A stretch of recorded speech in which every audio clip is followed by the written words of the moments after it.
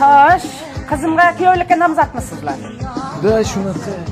Ey, siz nima ish qilasiz? Endi men ko'chada bizneslarim bor. Ko'cha hayot, ko'cha sistema cho'silayu sizlar. Nima mashina minasiz? Men katta bolalarni jentrasidan haydayman.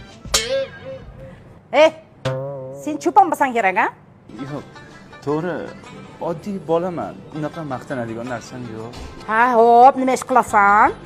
Shu oddiy Amerikada trak haydayman. Traktor deydimi? Yo'q, onajon. Trak bu yuk mashinasi. Chikagoda Restart degan kompaniya bor. O'sha yerda yuk mashina haydayman. Ha, bo'pti. Nech pul topasan oyog'i? Shundan gapir. Uncha ko'p emas. Shu oyiga 10,000-15 ming dollar ishlayman.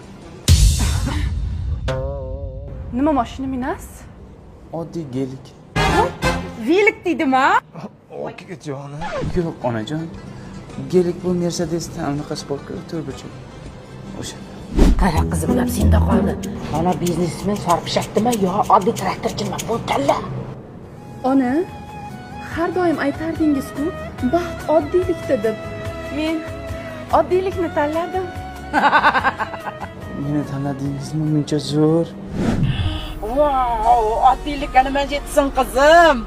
Ha, oyijon, oddiylikda hikmat katta. Maqtanishmasu, Toshkent shahrida 20 ta kvartiram bor. Oddiyligingizga ko'z tegmasin.